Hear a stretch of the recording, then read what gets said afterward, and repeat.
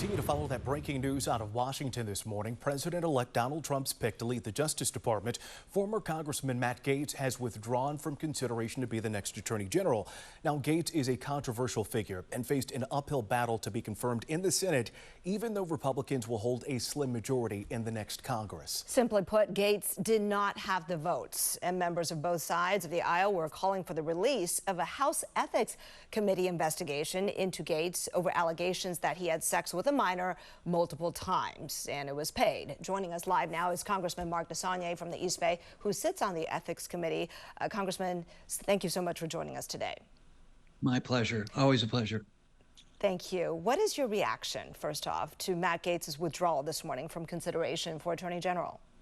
Well, let me start with just a little disclaimer. As a member of the Ethics Committee, I'm not allowed by law to talk about anything that actually happens in the committee.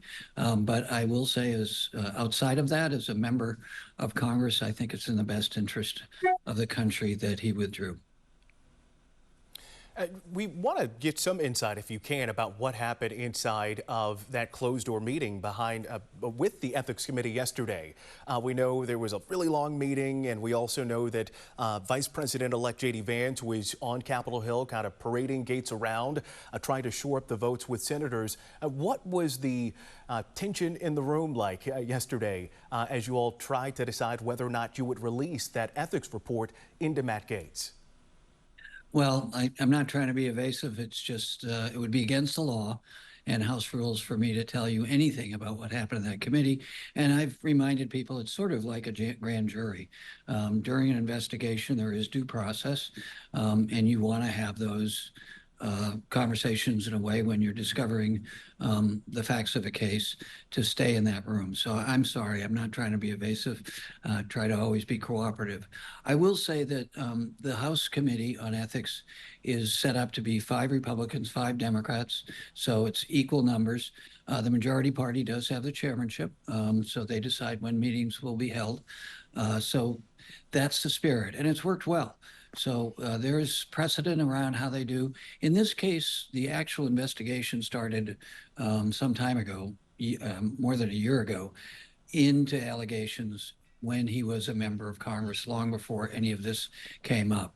So in that context, I think that the committee was continuing to have a dialogue just like a grand jury would. And I'm sorry I can't talk about the specifics. That's okay. We understand. Do you still support the release of the House Ethics Committee report, though? I mean, even though that vote took place, I wonder if you think the details are still relevant, given that even though he withdrew, right, he resigned from this term, but he is coming back next term, presumably in January. He didn't resign from that, right? So if he's still going to be a member of Congress, is there still work or reason to continue the investigation into him? Well, he said when he resigned from this term, which ends the end of December, or actually the beginning of January, even though he was reelected, Florida has to certify that. So they can certify it. In his letter, he said it wasn't his intention to come back. So there's some concern about that, but we'll have to address that when and if it happens, I think, because he's already been elected. It just has to be certified. But he did say he intended not to come back in the letter when he resigned.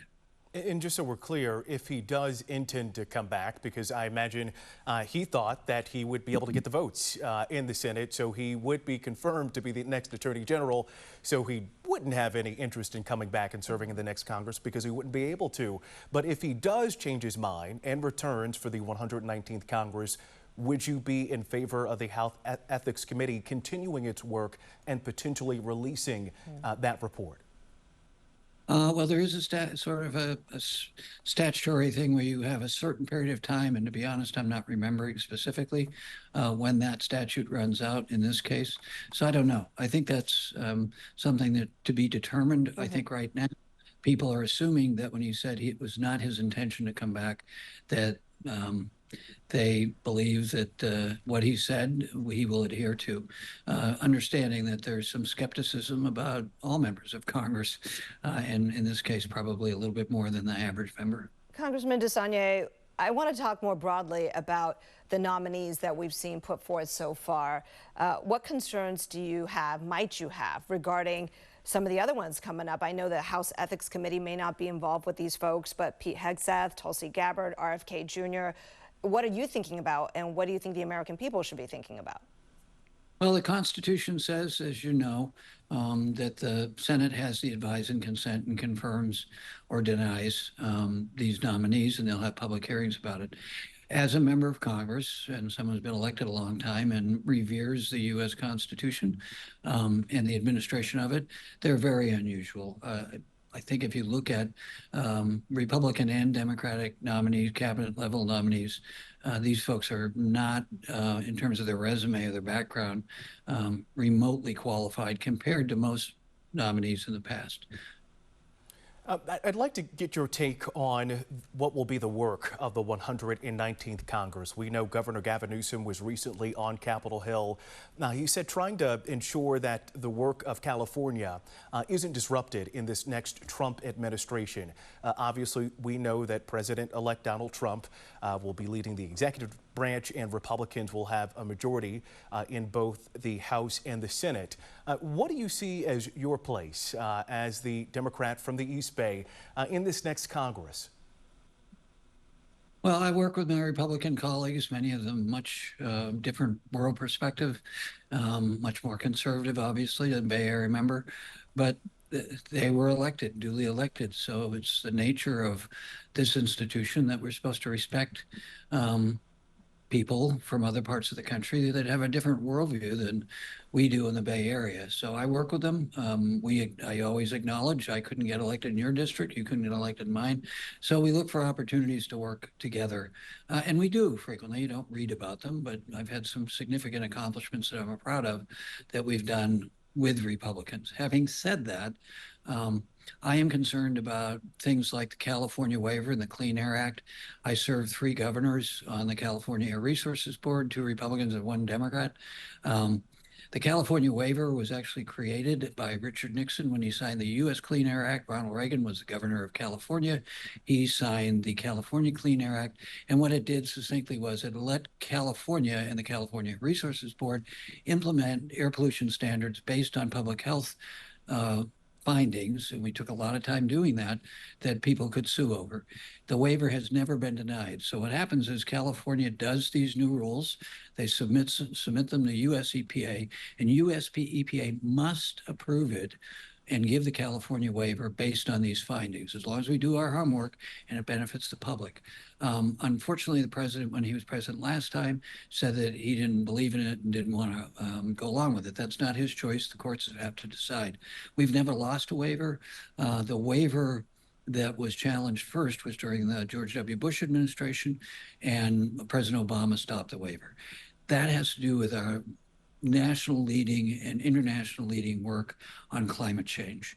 And it's the rest of the world is copying us. Clearly, the president wants to undo that. He wants to go back to fossil fuels. That's no longer a viable economic model, but it's particularly bad for public health. You can see it in our storms. These aren't accidents. NOAA, the National Ocean Atmospheric Association authority here in DC, very well respected, has been reporting on climate change and fossil fuel for 30 plus years. So that's a real danger. Sorry to go on so long, but that specifically to me is a danger. Immigration is a danger too, but the Clean Air Act, it was created by Republicans. It shows you how far they have changed. Things have been changing, and we do understand you are passionate about that topic. So thank you for coming on today to share your insights with us.